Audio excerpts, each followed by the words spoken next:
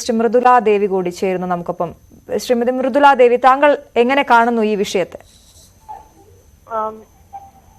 ഞാനിതിനെ കാണുന്നത് വളരെ നോർമലൈസ് ചെയ്തുകൊണ്ട് ചിരിച്ചുകൊണ്ട് ഇങ്ങനെ ഒരു വിഷയം പറയുമ്പോൾ അതിനകത്ത് അടങ്ങിയ വിപത്ത് മലയാളി കാണാതെ പോകരുതെന്നും പൗരബോധമുള്ള ലീഗൽ ലിറ്ററസിയെ പറ്റി ശക്തമായ അവബോധമുള്ള ഇന്ത്യയിലെ നമ്പർ 1 സ്റ്റേറ്റുകളിൽ ഒന്നാണ്. മലയാളികൾ അതിശക്തമായി വിമർശിക്കണം. കാരണം ചിത്രയുടെ കാർമുകിൽ വർണ്ണന്റെ ചുണ്ടിൽ എന്ന ഗാനവും കുടജാദ്രിയിൽ കുടികൊള്ളും മഹേശ്വരി എന്ന ഗാനവും ഒക്കെ മലയാളി സ്വീകരിച്ചിട്ടുണ്ട്. ചിത്ര ആദ്യമായിട്ടല്ല ഹൈന്ദവ ക്ഷേത്രങ്ങളിൽ പോകുന്നതോ ഇതൊന്നും മലയാളി വിലക്കിയിട്ടില്ല. ഇതിനൊന്നും എതിരല്ല, നമ്മൾ ആരും എതിരല്ല. പക്ഷേ ചിത്ര ഏത് സാഹചര്യത്തിലാണ് ഇത് പറഞ്ഞതെന്ന് ഓർക്കുക. കഴിഞ്ഞ ഇന്ത്യക്ക് ലോകത്തിനു മുമ്പില് ഇന്ത്യയെ നാണം കെട്ട ഒരു വിഷയമായിരുന്നു രാമജന്മഭൂമി ബാബറി മസ്ജിദ് വിഷയത്തോടെ നടന്നത്. എത്രയോ ഇന്ത്യയെ മതത്തിന്റെ പേരിലും ജാതിയുടെ പേരിലും പോളറൈസ് ചെയ്യപ്പെട്ട ഒരു സംഭവമായിരുന്നു. ആ സംഭവത്തെ മലയാളി ഇന്ത്യ മറന്നിട്ടില്ല, ലോകം മറന്നിട്ടില്ല. അതിനെ നോർമലൈസ് ചെയ്തുകൊണ്ട് ചിത്രയുടെ ഒരു വളരെ വിനയത്തോടെ ചിത്ര എല്ലാവരും രാമസ്തുതി പറയണം എന്ന് പറയുവാനായിട്ട് ചിത്രയ്ക്ക് she has no right at all, because it's a secular state. ഒരു സെക്യുലർ സ്റ്റേറ്റിൽ നമ്മള് സ്കൂളുകളിൽ നമ്മള് ഒരു ഗവൺമെന്റ് സ്കൂളില് നമ്മള് അവധി കൊടുക്കും.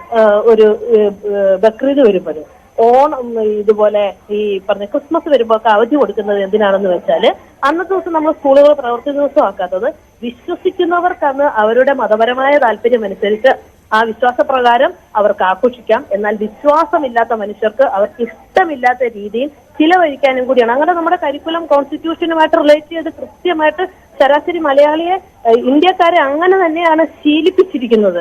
അത് നമ്മൾ ലോകത്തിന് കാണിച്ചു കൊടുക്കണം. അല്ലാതെ ഞാൻ അങ്ങനെയെങ്കിൽ ഒരു ചോദ്യം ചോദിച്ചോളട്ടെ ശ്രീ മൃദുല ദേവി. അങ്ങനെയെങ്കിൽ ചിത്ര പറഞ്ഞപ്പോൾ വിശ്വാസികൾ കത്തിക്കട്ടെ, ദീപം കത്തിക്കട്ടെ, വിശ്വാസം അങ്ങനെ പറയണമായിരുന്നു. എല്ലാവരും എന്നൊന്നും പറഞ്ഞാൽ ഞാൻ കൃത്യമായിട്ട് പറഞ്ഞു, എനിക്ക് സൗകര്യമില്ല എന്ന് തന്നെ പറഞ്ഞു. നമ്മളൊരു ആശംസ പറയുമ്പോൾ you have no right to normalize. Normalize ചെയ്യുന്നതല്ല. ചിത്ര ഒരിക്കലും അടിച്ചേൽപ്പിക്കുകയായിരുന്നില്ല. ചിത്ര അടിച്ചേൽപ്പിക്കുകയായിരുന്നു പറയാൻ ഏതെങ്കിലും മീഡിയക്ക് ധൈര്യമില്ലെങ്കിൽ എനിക്ക് ആ മീഡിയയോട് പറയാൻ യാതൊരു ധൈര്യക്കുറവുമില്ല. കാരണം നേരിട്ട് വിക്ടിമൈസേഷൻ ആയവരാണ്. രാഹുലിലേക്ക് വരാം, ഞാൻ രാഹുലിന് അവസരം തരാം. ചിത്രയെ ഒരു തരത്തിലും ഒരു ജനാധിപത്യ ബോധമുള്ള ഒരു മീഡിയ ഒരിക്കലും ഇതിനെ നോർമലൈസ് ചെയ്യരുത്. ഇത് നോർമലൈസേഷൻ ആണെന്ന് എനിക്ക് പറയാൻ ഞാൻ ഇന്ത്യയിൽ ഒരാളെയും ഭയക്കത്തില്ല. ഈ മീഡിയയിൽ കൂടി തന്നെ ഞാൻ പറയുന്നത്. ഞാൻ ചോദിക്കുന്നത്, ഈ ചിത്രയ്ക്ക് പറയാൻ അവകാശമില്ലേ? താങ്കൾ പറയുന്ന അവകാശം ചിത്രയ്ക്കില്ലേ? ഇല്ല, അങ്ങനെ പറയാനുള്ള അവകാശമില്ല. കാരണം അതിനകത്ത് നമുക്ക് എങ്ങനെയാണ് ഉണ്ട് ഫ്രീഡം ഓഫ് സ്പീച്ച് എന്ന് പറയുന്നത്. അങ്ങനെയല്ല, ലിബർട്ടി എന്ന് പറയുന്നതാണ്. ആ ലിബർട്ടി എന്ന് പറയുന്നത് മറ്റൊരാളുടെ സ്വാതന്ത്ര്യത്തിലേക്ക് കയറി നിന്നുകൊണ്ട് വേറൊരാളുടെ വിശ്വാസത്തിനകത്തേക്ക് കയറിക്കൊണ്ട് അല്ല അത് ചെയ്യുന്നത്. എങ്ങോട്ടേക്കാണ് ചിത്ര കയറിയത്? ഞാൻ പറയാം, ഇതിനകത്തുള്ള ഏറ്റവും വലിയ വിഷയം ചിത്രയെ പോലെ ഒരാൾ പറയുമ്പോൾ മലയാളികള് ഹിന്ദുവും ക്രിസ്ത്യാനിയും മുസ്ലിമും എല്ലാം ഇത് കേട്ട് ഇതേ ഭാഷ ഇതൊരു മുസ്ലിമോ ഒരു ക്രിസ്ത്യാനിയോ പറഞ്ഞിരുന്നെങ്കിലോ അപ്പോഴും നമ്മൾ മലയാളി ഇങ്ങനെ തന്നെ പ്രതികരിക്കും.